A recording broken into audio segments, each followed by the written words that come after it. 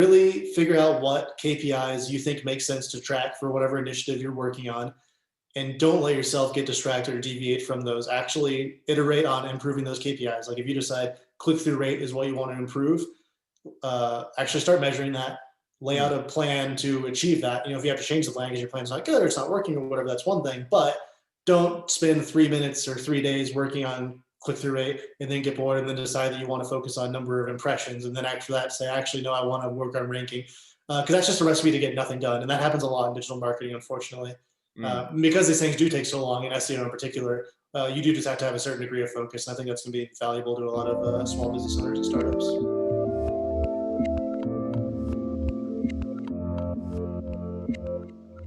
Hey everyone, this is Devin Miller here with another episode of The Inventive Journey. I'm your host, Devin Miller, the serial entrepreneur that's grown several startups into 7- and 8-figure businesses, as well as a CEO and founder of Miller IP Law, where we help startups and small businesses with their patents, trademarks, and everything related to the business. If you ever need help with anything, feel free to reach out to us by going to strategymeeting.com. We're always here to help.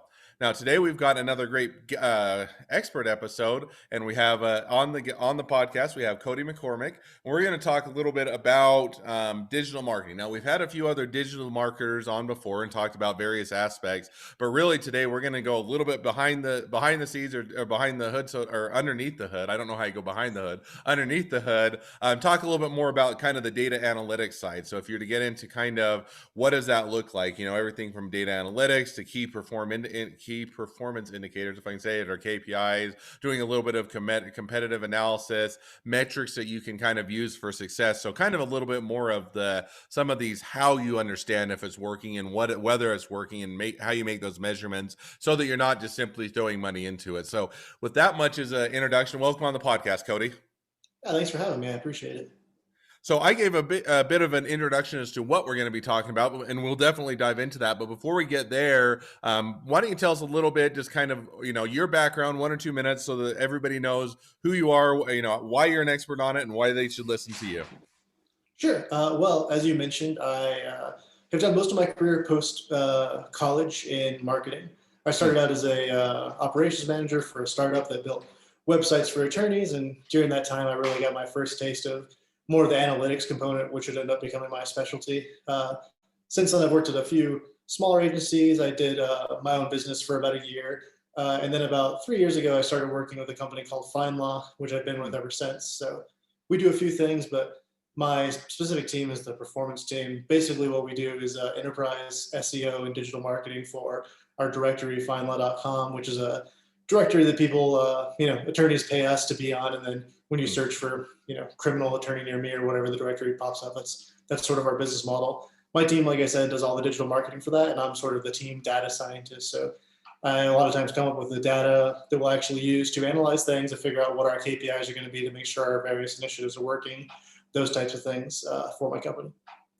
No, awesome. And that's definitely a helpful kind of background as to how or why you're an expert on the topic. So now diving into the fun part, which is the expert. And this is one area data analytics, kind of figuring out if something works, is the one that I just find personally interesting, as well as I'm sure the guests or the listeners will as well. The biggest gripe, that a lot of people have generally with marketing, especially when it's online and social media and, in Google AdWords, pay-per-click, and kind of all of the digital marketing aspect, is it feels like I'm putting in a ton of money and I can't really tell if it works, or I don't know how well it's working. And, it's kind of, I know I'm putting in money and I think I'm getting more clients, or I think they're doing it. And I don't really know if it's because of that, or it's just word of mouth or other things that I'm doing. And so maybe walk us through, a little bit of what is data analytics, or how do you, if you're taking it from a startup or a small business that doesn't have an exorbitant budget or huge budgets that they can just hire somebody to do it for them, how do you start to even understand if you're starting to do advertising, whether it's pay-per-click on social media or Google or SEO, or how do you kind of start to measure if something is working? Right. So I think the bias that a lot of small business owners and startups have, and reasonably so, is basically just how often their phone rings, which is a really good metric. And that's obviously what matters at the bottom of the funnel, right? You want to be making money. And that's, of course, the thing you're going to be focused on. But from a pure marketing perspective, there are just so many variables that go into that. Like you mentioned, it could be word of mouth. It could be a billboard you put up on the edge of town. There's so many factors that could cause your phone to ring. Mm. So from a marketing perspective, we really want to look at what you mentioned earlier, the KPI. So those are the numbers we look at for specific initiatives that we can actually measure that thing by without being reliant on something like the phone ringing, which is subject to so many variables. So for instance, you mentioned SEO. That's a really good one, right? So something like Google Search Console, which is a free tool that everybody who has a website has access to. And if you aren't currently using Google Search Console, I'd highly recommend you do. But you can Mm. very clearly see the number of impressions your website gets, which is the number of searches you pop up in that somebody sees you in. So if they search for something in your vertical that makes sense and they're on page 3 and you're on page 3, even if they don't click on your website, that would be an impression, right? Mm-hmm. If they click on you, of course, that's a click. Then you have click-through rate, which is sort of impressions divided by clicks. Those are the kind of metrics you can look at that'll actually tell you what your initiatives are doing. So if you're trying to optimize around a specific product you have or something and you build out a page of content for that, a KPI to look at that would actually make sense would be looking at the number of search queries you get for the words that make sense for that product that you optimized your page for, rather than looking at the number of times your phone rang. So when you look at those KPIs, then you can say, okay, this definitively is related to what I had done, rather than just things that might be out of your control.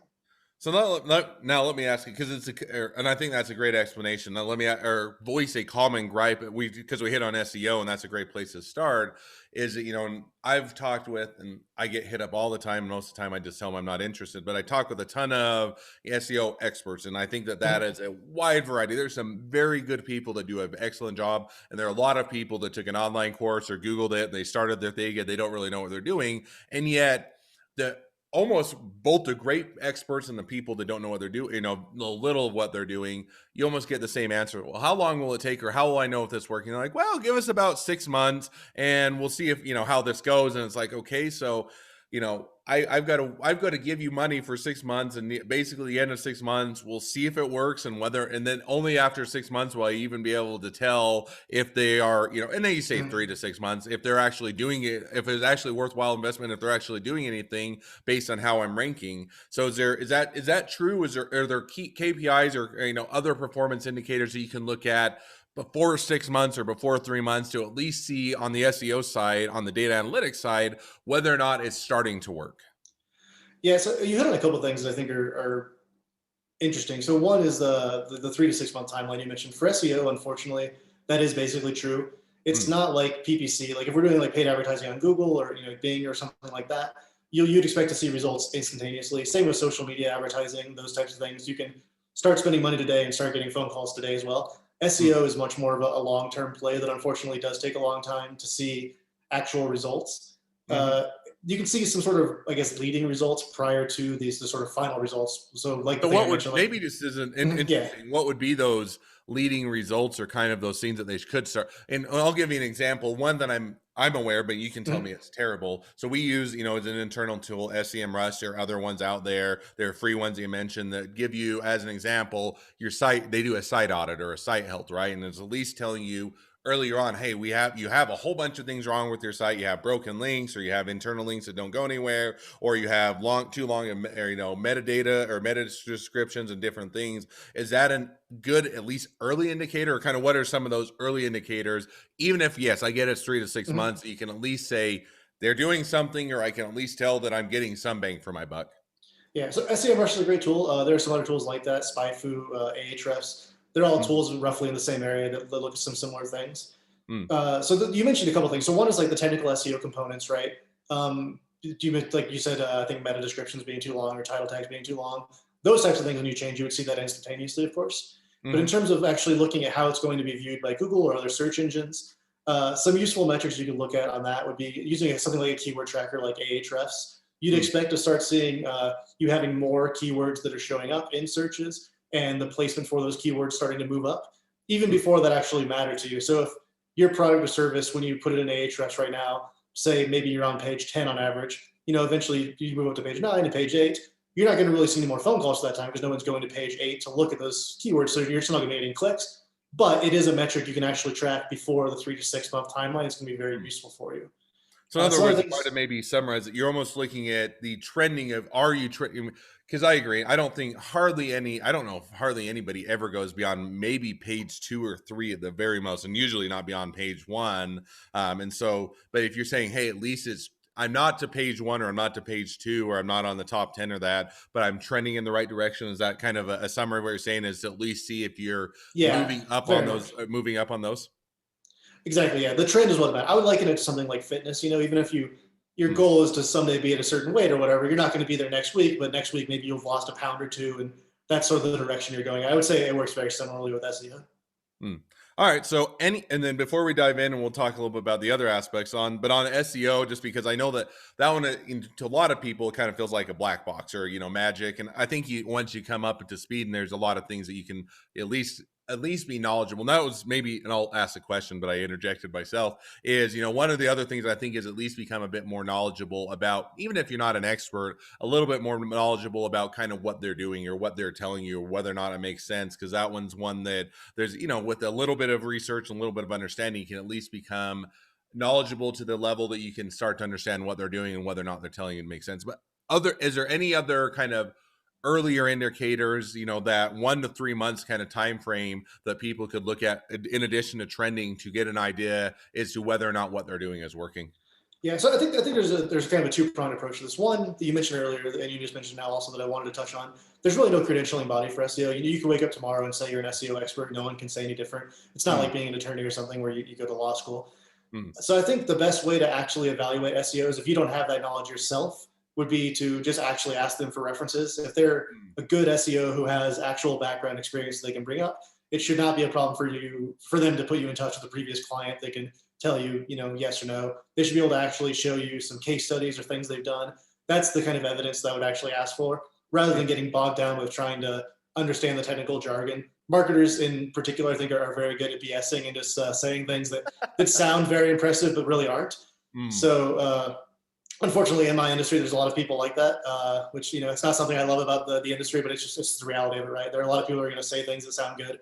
So actually ask them for case studies. Actually ask them to talk to previous clients. Be able to back up what they say. I think that's probably the easiest way for the average startup business owner to Mm, really be able to evaluate those types of things. In mm, terms of other things, you can look at metric-wise that make sense. If you're a little bit more technically savvy, I think looking at things like how frequently Google's crawling your website is a really good indicator. As your website gets more content, is more accessible to search engines through various things that a good SEO should be doing, Google mm. should be looking at your website more frequently. That's an indicator that Google is trying to figure out what's going on, trying to figure out what sort of vertical you're in, exactly how they want to place your website amongst other competitors or things of that nature. I think those are the types of things, in addition to like keyword tracking that I mentioned earlier, that are going to be the leading KPIs you look at before you get to the numbers that really matter, which obviously phone calls and things of that nature. No, and I think that definitely makes sense. So now I'm going to switch gears a little bit. So we talked a little bit about SEO. Now let's talk a little bit about PPC, or paid per click, which is generally Google AdWords. Maybe you could also throw in there social media, so Facebook ads or Instagram ads, but something where you're now paying for a click, right? So it's an Mhm. advertising that you go on, you put up an ad, and people, you're paying for either impressions of people to look at it, or you're paying for clicks. One question I've always had, and I get varying answers, but also I'll see kind of on the analytics side, is it better to pay for impressions, how many people view it, or is it better to pay for clicks? Because, and I'll give you my slightly biased answer, but I don't know if it's really biased, because I can make arguments on both sides, Mhm. which is, if I pay for impressions, that's just people viewing it. They may not ever actually go to my website. They may not actually ever convert. Versus, at least if they do a click, I can see, okay, they've clicked on something. They've had to at least come to, even if it was for half a second, they came to my website or they actually did something. So on the analytics side, should you pay more attention to the impressions, the clicks, or are they both valuable? They're both valuable. It depends on what you're trying to do. So I would liken paying for impressions to just sort of a branding play. You're Mm, like you mentioned, a lot of people see it and they don't click. It's not going to result in immediate phone calls, but it'll result in people knowing who you are. It's very equivalent to like a billboard or a commercial on TV or the radio or mm, something like that. Whereas pay for click is usually much more targeted traffic. So for a law firm example, if you just you have a high intent keyword like DUI attorney near me, that's most likely somebody who's actually looking for an attorney right then that's ready to buy. mm, So you would use a pay per click model for that. But if you wanted to have a branding play that pointed out like the community service or something you're doing, you could have a lot of impressions for things like attorneys doing community service, and we live in Utah, so it could be something like that, right? mm. That's going to get your name out there. It's going to show people who you are, and those are the kind of things that your name will be in the back of their mind 3 or 6 months from now when somebody says, hey, do you know any lawyers? And then they say, oh, actually I did see this one. So it's valuable, but it's not valuable in the same way. And it should definitely be approached differently, right? You shouldn't look at uh, pay-per-click models, in my opinion, through anything other than a pure ROI lens. So if you know you're spending $10 per click, and you know that it takes maybe 10 people go to your landing page before one person signs up, and that one person who signs up pays $105, then you're basically going to be making $5 profit, right? In that sort of mathematical equation. And if it doesn't work out that you're actually making money, then you need to figure out how to optimize that campaign so it is making money, or abandon that campaign. Impressions are a little bit different, right? You just want to think, okay, I have $500 that I just want to spend to get my name out there, and I'm not going to necessarily be concerned about how much money that makes me right now. I just think it's valuable to get my name out there. So it's a very different approach and mindset, but they're both valuable. So now, and I'll follow up on that because my question. So let's say you're trying to get your name out there, because at the end of the day, every company is going to want to make money, right? You don't make money, you don't have return on investment. You're not going to be in business for very long. There are exceptions. Uber's been around and they don't make money. Amazon didn't make money, but for most companies, it's going to really be, hey, if I don't make money, eventually I'm going to go out of business. So kind of with that, so you do a whole bunch of impressions. Let's say everybody sees it, but it takes a while to build that. How do you measure? Clicking is easy. If there's a click through rate, you can say, okay, this is how many people they have clicked through, and I can see, okay, I can measure how many people actually convert, and therefore I can say, okay, if for every click, so many clicks I pay, I get these many amount of conversions, and then you can either work to optimize it, or at least what your return on investment is. How do you measure with impressions that you actually, if it's a longer build, is there a way to measure, what is working or whether or not it makes sense?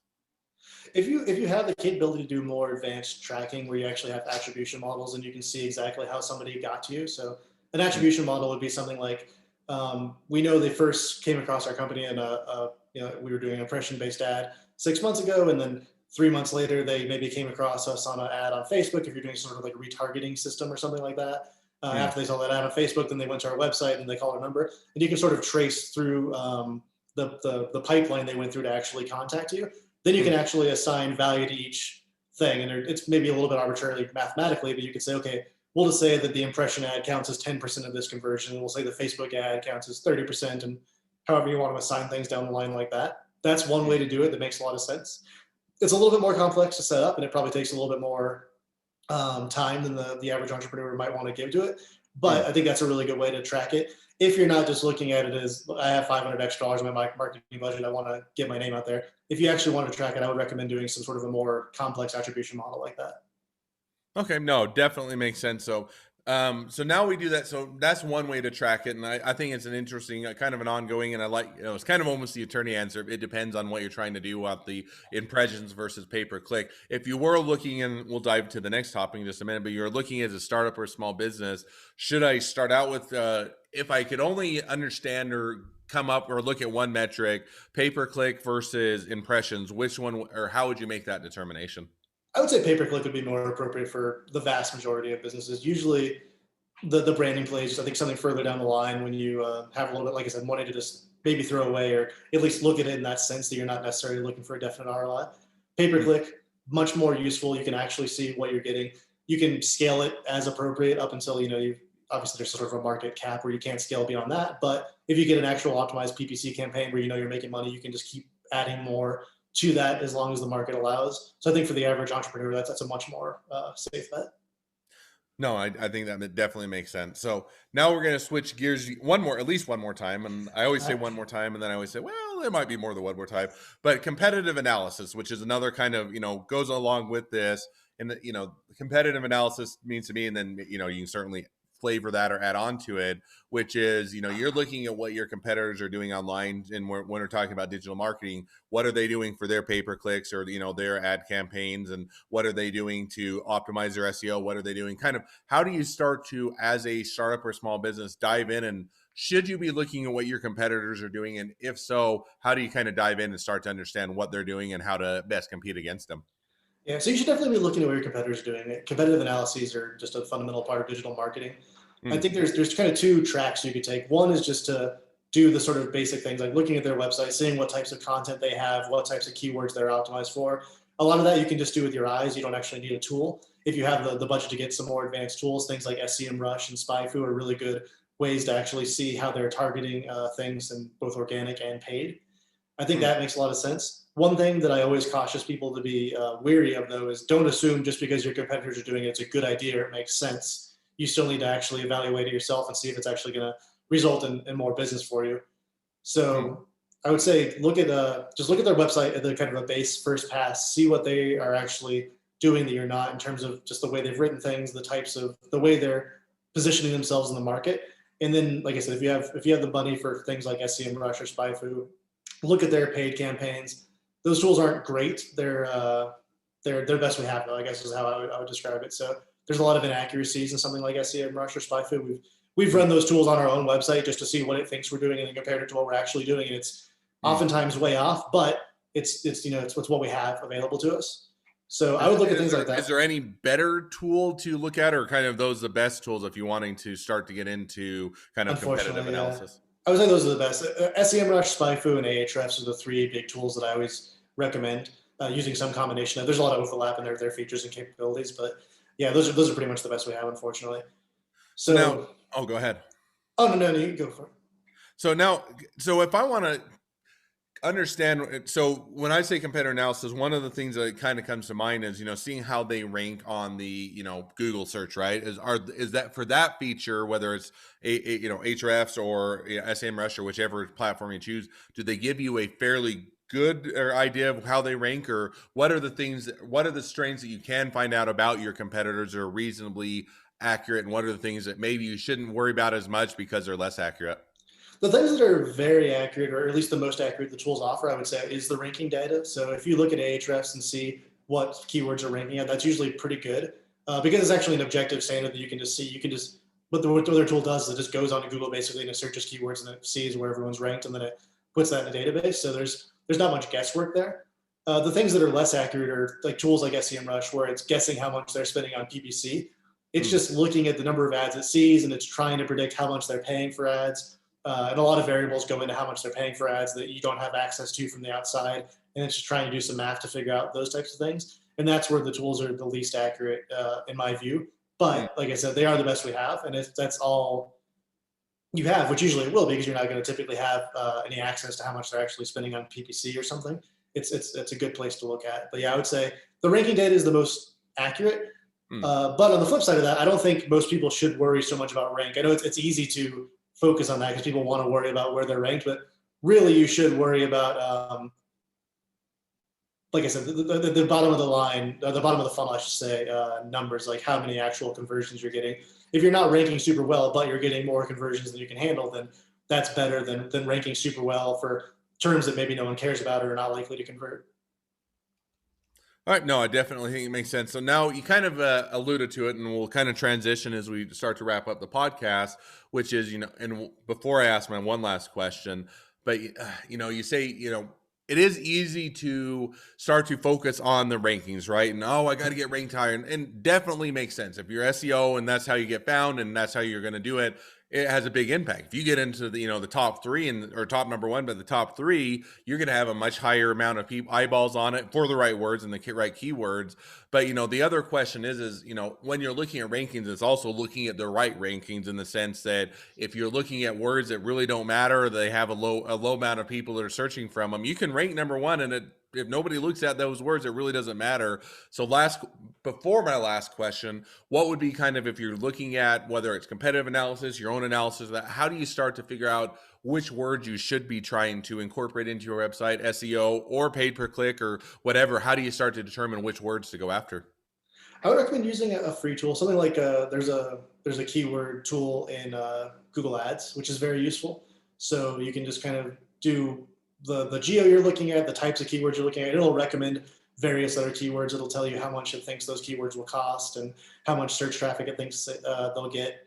So that's a really good place to start looking at figuring out how people are searching. Google Trends is another really useful tool to use. So you can just go and put wherever you want. Google Trends will show you the sort of relative search volume over time. Another way to look at, without using tools that I think is more Hmm. accessible to a lot of business owners, is just to search things that you think make sense and then scroll down to the bottom. It usually has the people also search area, and it'll have the actual queries people are making. And if you scroll down to the very bottom, there's the related searches area. Those are really good, just sort of free ways to get a lot of ideas about what exactly people are looking for.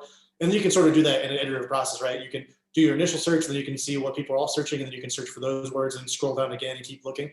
And you can build up a pretty large database on your own of just what exactly is important to consumers in that space. Think about questions people are asking that you might not necessarily have thought of, and kind of go from there. I think that's probably the best way people can actually find specific keywords. But just to circle back briefly to what you said about the ranking thing, I think this is largely sort of my industry's fault. A lot of SEO people sell rank, Mm. which makes business owners just think in those terms. But I really think it's worth repeating that it's not the most important thing. First of all, websites don't rank, pages rank. So you could have a page that's doing very well and your website's not doing very well in general for that keyword. But if that page is a page that's likely to lead to conversions, that's still very important and very valuable to you. And it probably makes more sense to think of that in those terms. And like you mentioned as well, you really want to make sure that what you're ranking for is something that's likely to convert. If you're ranking for something in the number one spot, but it's not something that it's not a keyword that necessarily implies some sort of intent on the behalf of the consumer that's going to lead to a conversion. It's not doing you any good. So don't let some SEO kind of talk you into being excited because you're ranking number one for a word that doesn't matter. Yeah, and I think that's the one always kind of thing that it seems to be a bit of a red flag is everybody say, "Oh, I can," the companies that generally make the claim, "Oh, I can get you ranked number one for 20 keywords in the first month."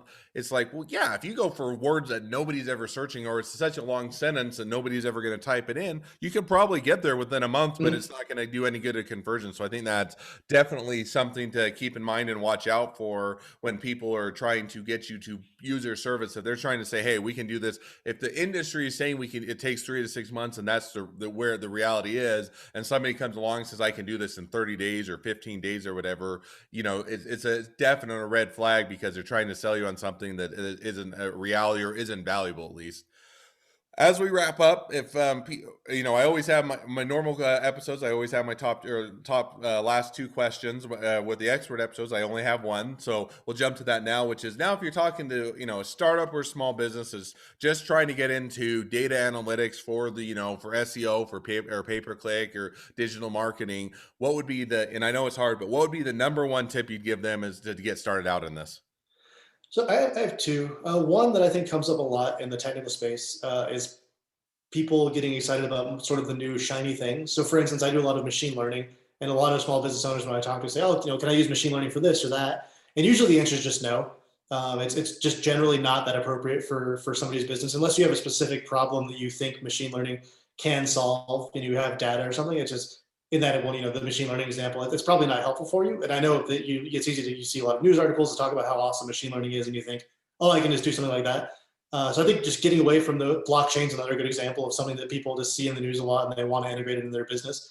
I think Mhm. avoiding things like that and focusing more on fundamentals is generally going to be appropriate. From an analytics, digital marketing standpoint, more purely, I would say, really figure out what KPIs you think make sense to track for whatever initiative you're working on, and don't let yourself get distracted or deviate from those. Actually iterate on improving those KPIs. Like if you decide click-through rate is what you want to improve, actually start measuring that, lay out Mm. a plan to achieve that. If you have to change the plan because your plan's not good or it's not working or whatever, that's one thing. But don't spend 3 minutes or 3 days working on click-through rate and then get bored and then decide that you want to focus on number of impressions. And then after that, say, actually, no, I want to work on ranking. Because that's just a recipe to get nothing done. And that happens a lot in digital marketing, unfortunately. Mm. Because these things do take so long, in SEO in particular, you do just have to have a certain degree of focus. And I think that's going to be valuable to a lot of small business owners and startups. No, and I think that's, a little bit what you said is interesting because it kind of reflects a lot of what we do with even on intellectual property. One is that you hit on is, have a strategy of what you want to accomplish, because just saying, "Oh, I hear SEO, I hear search engine optimization, or I need to do pay per click, or I need to do Google ads," and not knowing why you're doing it is going to just leave you. First of all, you're going to waste a lot of money, and two, you're not going to have the results you want because there's not a strategy behind it. So, that's the same thing with patents and trademarks. They can be very valuable to your business, but if you don't know how they're doing it, all you're doing is, "Somebody told me I should get a patent on this." one, go and do a little bit of your research, talk or find a good attorney or someone that can talk through it. And same thing on SEO and digital marketing, because you need to understand why this will benefit your company, how it fits into your strategy, and where it's a place to start. Because it's a big field that you can go everything, as we already talked through. And we just kind of tipped the thing of, do you do content marketing? Do you do organic content? Do you do, social media? Do you do Google AdWords? Do you do SEO? Do you do all of them? Do you do one of them? And there's a lot of things that you can tackle. You can't tackle them all at the same time. And a lot of them take time to build, even just getting a social media presence. Even, while we always see the people that go viral and the people that have most people on social media, it still takes a while to build that audience, to get a following, and to grow the, and get them engaged. And so I think I like that, to your point, is really having that kind of strategic overlay, and that understanding what you're doing, why you're doing it, and what, not just going by the buzzwords or what people doing it, and then be in for the long haul, because it's going to take, you can't just do it for a few days and say, oh, it's not working, or, oh, I don't know how to do this, give up on it, because all you're going to do is bounce around between a lot of them. So I think those are both great pieces of advice. Well, people want to, reach out to, they want to find out more. They want to, they want to be a customer or a client of Fine Law. They want to reach out to you personally. They want to pick your brain. They want to be your next best friend, any or all of the above. What's the best way to connect up to you and find out more? I would say on LinkedIn is the most easy way to contact me. So just the LinkedIn/in/ Cody McCormack. My full name. My last name is spelled McCormack. It's a little bit different than the typical spelling, but that's the easiest way to contact me. And I will definitely respond to you quickly if you want to be my best friend or talk about anything else. All right. Well, maybe you'll make a whole lot of new best friends. So, Hopefully. well, I appreciate you coming on, sharing a bit of your expertise. It's been certainly very valuable. Now, for all of you that are listeners, if you have your own journey to tell for our normal episodes, or you're an expert and you want to come on and share, feel free to go to inventiveguest.com, apply to be on the podcast. We'd love to have you. Two, also, if you're a listener, a couple additional things. One is make sure to click subscribe in your podcast player so you know when all of our awesome episodes come out, and leave us a review so new people can find us. Last but not least, if you ever need help with patents, trademarks, or anything else with your business, reach out to us at Miller IP Law. Just go to strategymeeting.com. Thanks again, Cody. It's been fun. It's been a pleasure to have you on, and wish you the next leg of your journey even better than the last. Awesome. Thanks for having me. I appreciate it. Good luck to you. Thank you.